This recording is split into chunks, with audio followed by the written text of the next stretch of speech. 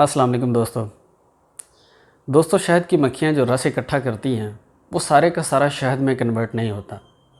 उसका तकरीबन 1/3 जो है वो रस जो है वो शहद में कन्वर्ट होता है। और 1 पाउंड शहद जो है वो तैयार करने के लिए शहद की मक्खियों को तकरीबन 20 लाख फूलों का रस चाहिए। वो 20 लाख फूलों का रस इकट्ठा करती हैं। अमेजन, आप तसव्वुर कर सकते हैं कि 20 लाख फूलों से आपके लिए एक प्रोडक्ट जो है वो अल्लाह तैयार करवाता है इन शहद की मक्खियों से। तो 1 पाउंड शहद तैयार करने के लिए तकरीबन 20 लाख फूलों का रस जो है वो शहद की मक्खियाँ जो है वो इकट्ठा करती हैं, चूसती हैं। और इसके लिए तकरीबन 30 लाख परवाज़ें करती हैं।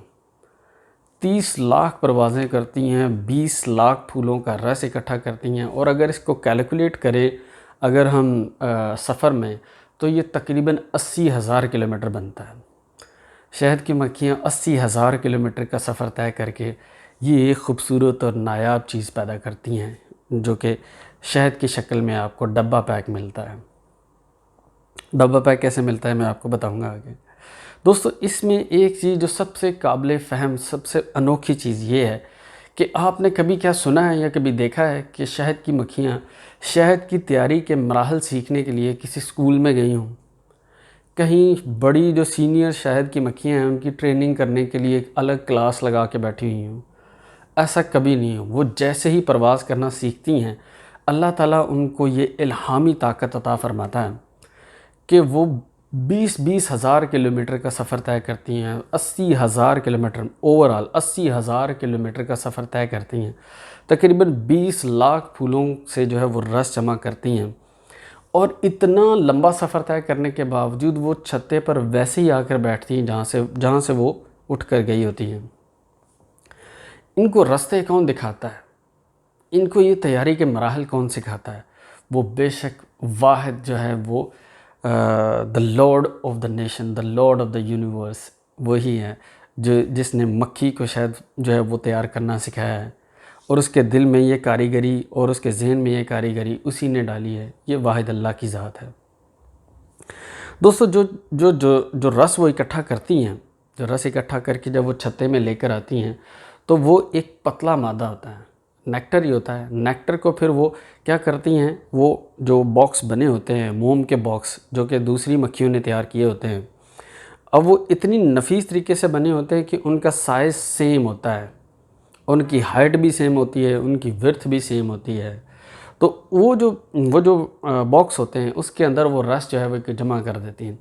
अब रस जमा करने के बाद दूसरा मरहला ये होता है कि उसको उसके अंदर जो एक्स्ट्रा वाटर है उसको भाप बनाने का अमल शुरू होता है। उसके लिए शायद कि मक्खियाँ बैठकर उसके ऊपर अपने परों से हवा देती हैं। जब वो हवा देती हैं तो एक्स्ट्रा वाटर जो है वो फ़िज़ा में उड़ जाता है और पीछे रह जाता है सियाल, मीठा मादा। यकीन करें, इसको बयान करते हुए मुझे ख़ुद से एक अजीब सी जो है वो राहत फ़ील हो रही कि जैसे कैसा अल्लाह का खूबसूरत निज़ाम है, कैसी फ़ाइनेस्ट प्रोडक्ट इंसान के लिए बनाने के लिए अल्लाह ताला ने एक कारीगर को जो है वो इस दुनिया पे उतारा है। अल्लाह चाहता तो जो शहद है किसी चश्मे से जारी कर देता, अल्लाह चाहता तो किसी नहर से जारी कर देता, किसी दरख्त से जारी कर देता। लेकिन हमें मराहिल सिखाने का मतलब ये है कमिटमेंट एंड डिवोशन, कि अगर आपने भी इस तरह की एक फ़ाइनेस्ट चीज़ तैयार करनी है अपनी ज़िंदगी में और आने वाली नस्लों के लिए जमा करनी है, तो आपको भी टोटल कमिटमेंट एंड डिवोशन से काम करना होगा, लगन से काम करना होगा, मेहनत से काम करना होगा।